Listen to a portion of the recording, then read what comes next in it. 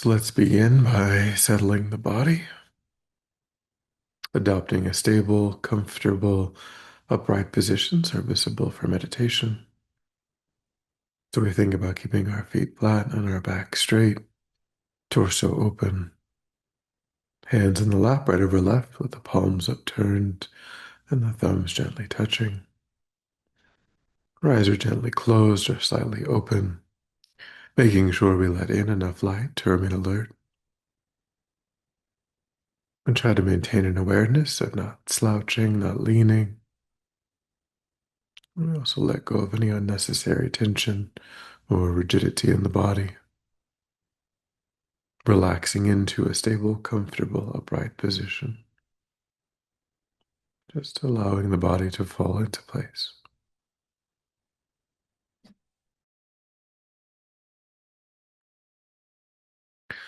And we begin to let go of attending to the outside world, allowing sights and sounds to be as they are. No need to investigate. Constraining our awareness just to the body and mind. Concentrating that awareness in the present by attending closely to the physical sensation of the air as it moves into and back out of the tip of the nostrils, giving ourselves the instruction to quickly notice when anything other than that one physical sensation is arising in the mind, and then without judgment or frustration to lift our awareness up from those distractions and to place it gently but firmly again and again on the breath.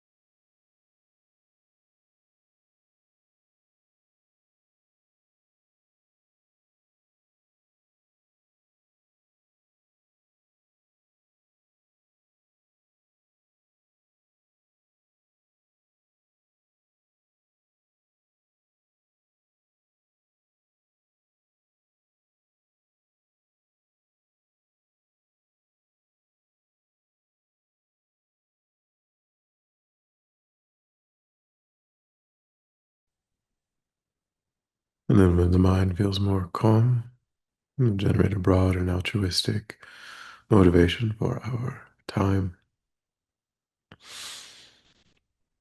So in today's meditation, we will be contemplating a short text shared by Gendon on how to transform sickness and other circumstances by Tokmei Zangpo, a Lojong text. And we think in this life, constantly again and again, I find myself buffeted by external circumstances. The mind is elated when things are going well.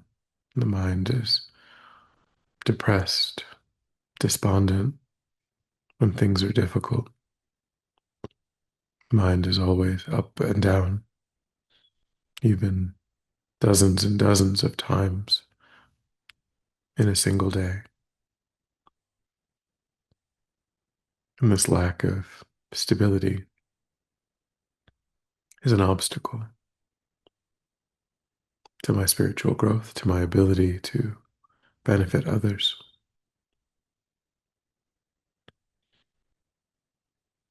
Cultivating a stable mind that's able to stay on track, stay focused, regardless of external conditions, would bring enormous benefit to my practice.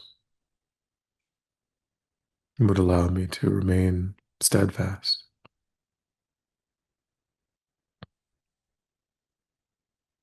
Think of all of the benefits that would flow from such a state in your ability to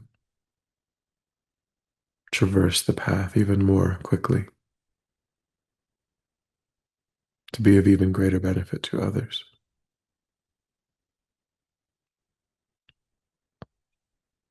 I think that trying to amass those inner causes and conditions is the purpose of our time.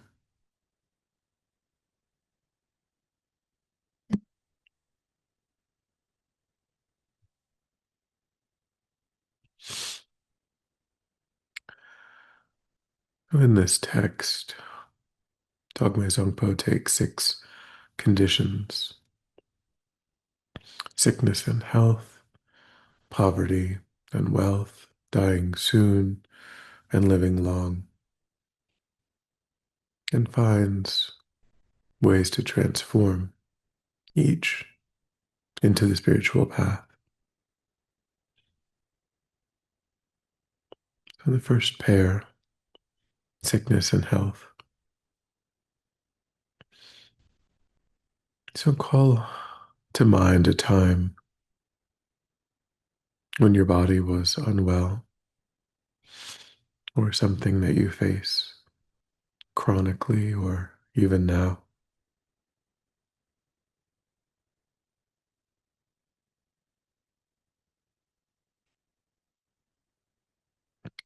And notice the mind's habitual reaction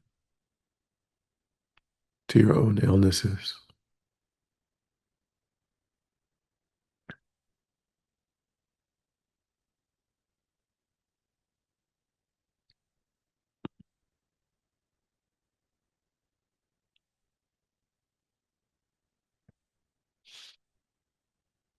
Notice how the mind naturally resists labels, illness, always as a problem.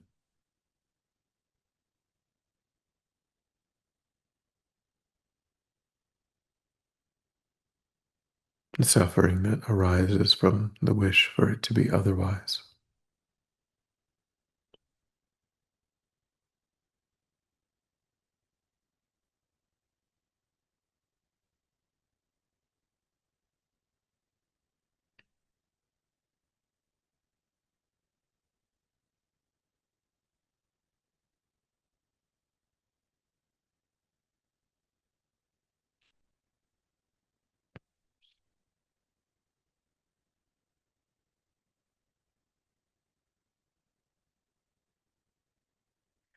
And think in the context of my spiritual practice, how much emphasis there is on purifying negative karma.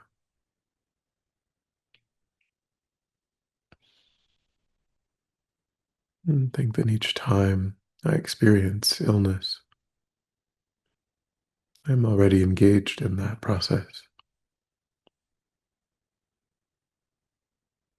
experiencing the fruits of past harmful actions that could arise at the time of death in a much more impactful way.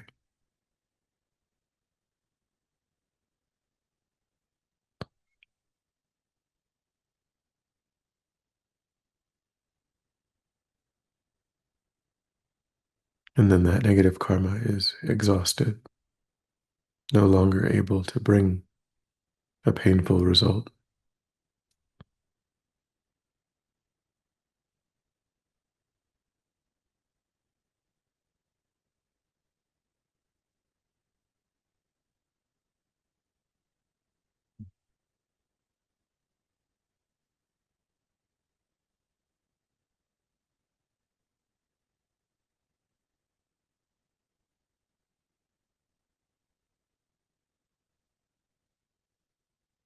And trying to give rise to an understanding that illness isn't a sign of misfortune.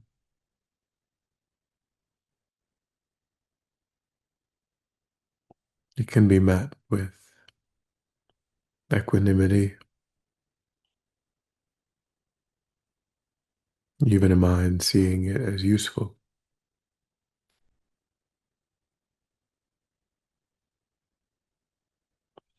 rather than the habit of aversion.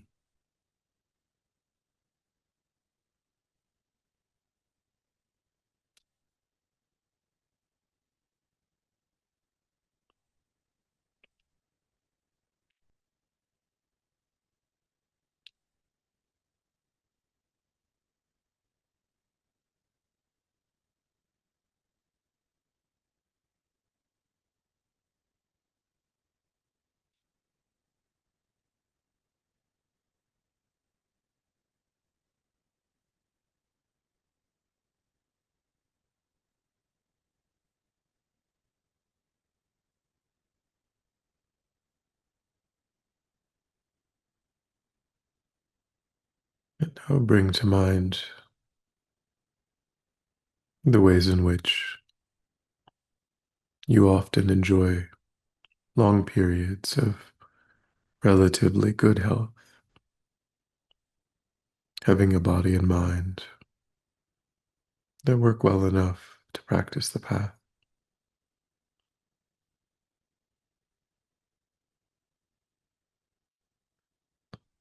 And think that these periods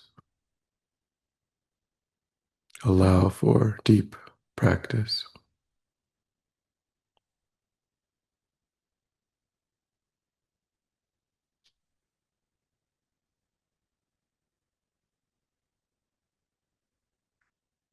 So think that the healthfulness of the body is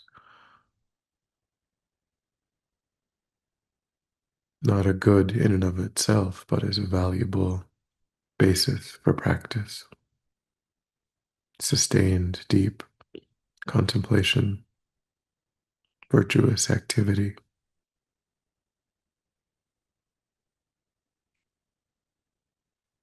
and be determined not to take it for granted, but to extract its essence,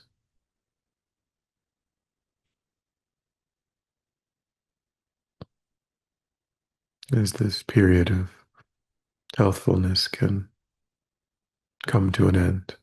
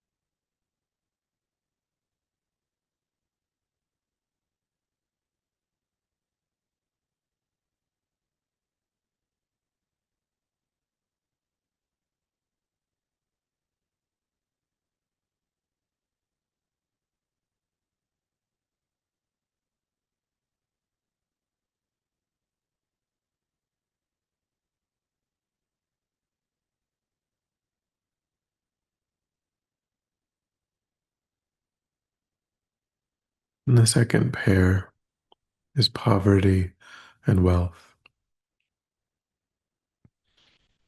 So think back over the course of your life, times when you had limited financial means,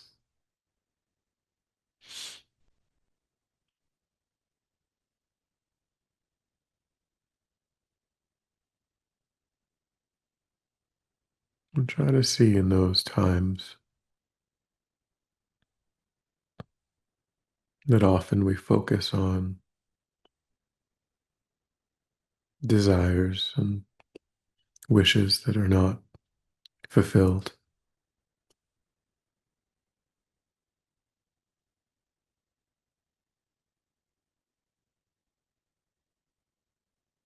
But as long as there is enough,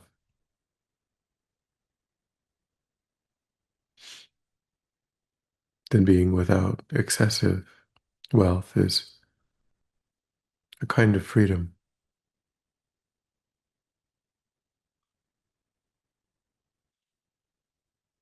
There's nothing to protect, nothing to fear losing.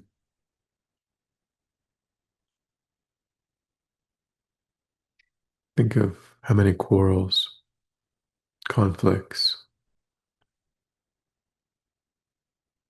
can be traced back to the desire for gain,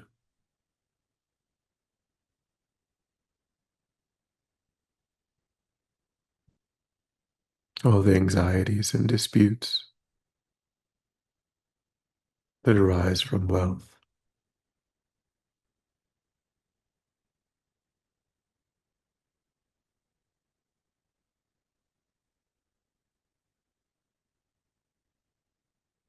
So think of simplicity as removing a source of conflict.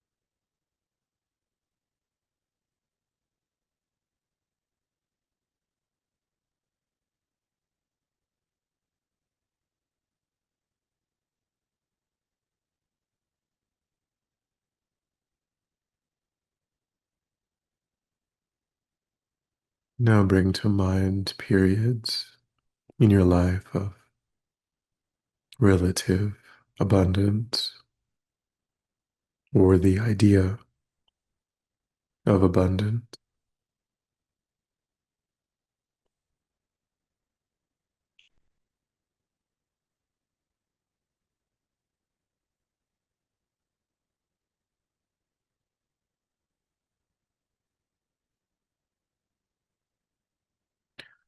And think that such abundance can be worthwhile to the degree that it increases our positive potential, our merit, which is in connection to how we would use it.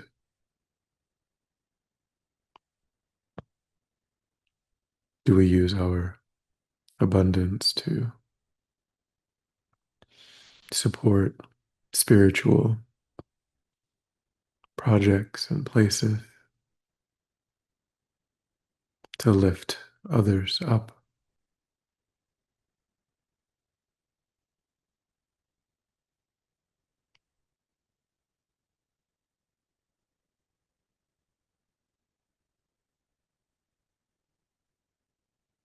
If we employ our wealth in those ways, then we too receive great benefit. Though there's no problem with having wealth, not as a means of personal comfort, but as a tool to increase our positive potential.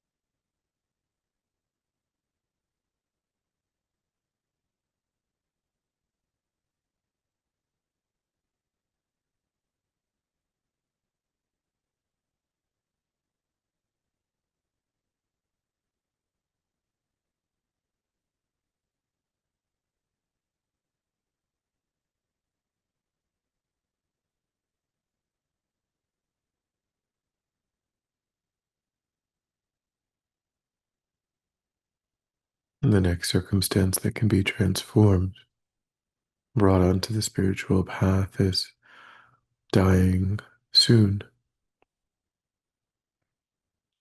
To bring to mind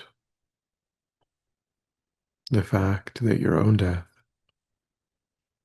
may not be a distant abstraction. It could very well happen quite soon, even today.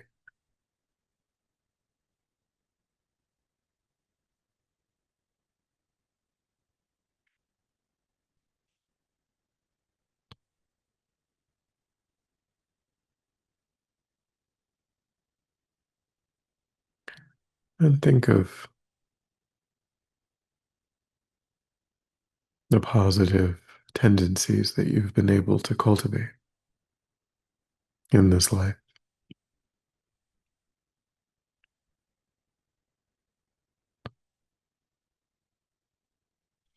And think that if you can absorb your mind into those positivities at the time of death, even if it is quite soon,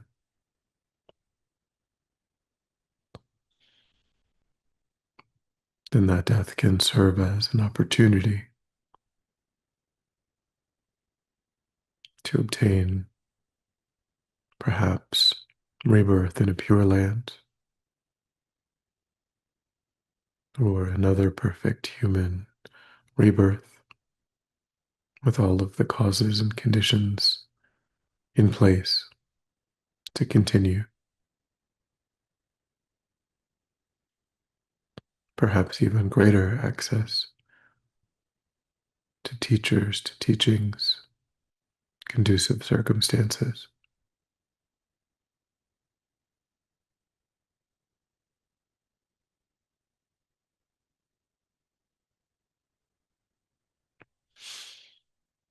So I think it's not the timing of my death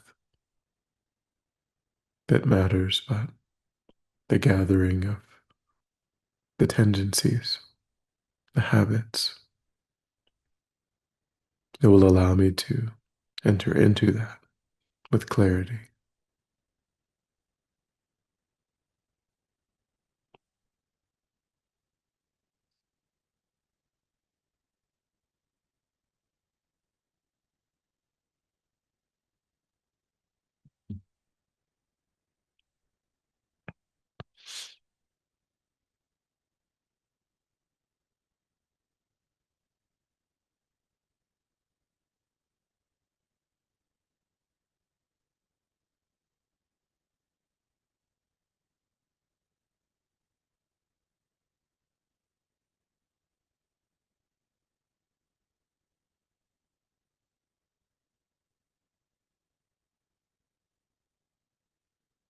And think that there may be a long life ahead.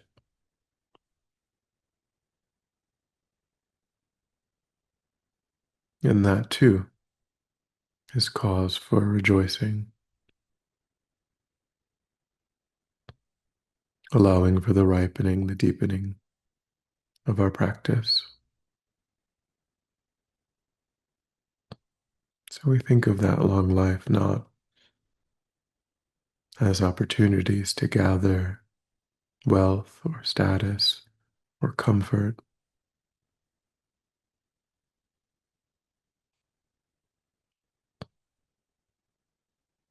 but to deepen our understanding.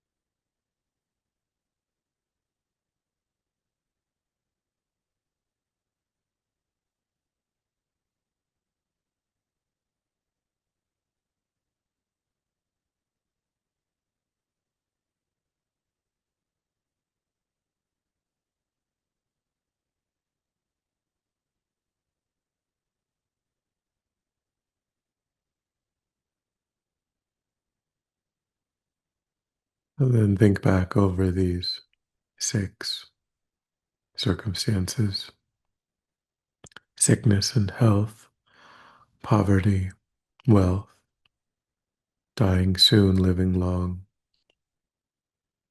and think with each there are ways to meet them without disturbance,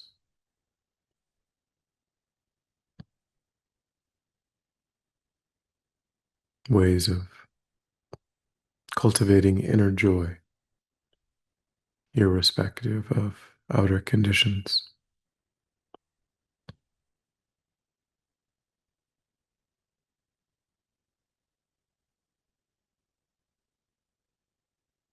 So hold your mind in that determination,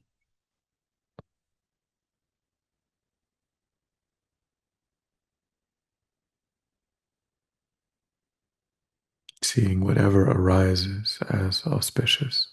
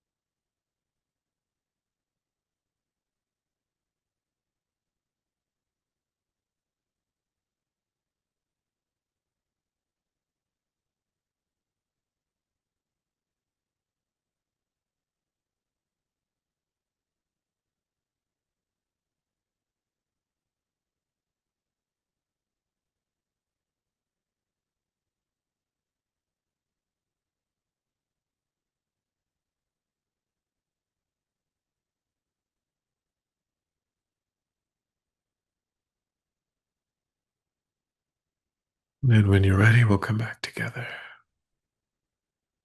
I will dedicate to recollect your altruistic motivation and think that by having engaged in this contemplation, you've actualized that motivation, which has generated positive energy in your mind. And think that you freely offer the fruit of your practice, that positive energy for the benefit of all sentient beings without exception. Thinking strongly when this positive energy ripens, may it serve as a cause and condition to eliminate war and conflict, poverty, famine, disease, disasters, all painful inner and outer conditions. May it fully ripen the minds of all sentient beings. May they quickly meet perfect teachers and arise in the state of full enlightenment. May I too achieve the state of enlightenment, so that I might work for the benefit of sentient beings perfectly. May any obstacles facing the Guru's long life be completely dispelled, and may I and all sentient beings in this moment come under the joyful care and guidance of enlightened beings. May we be guided and protected until we swiftly achieve the state of enlightenment. Thank you.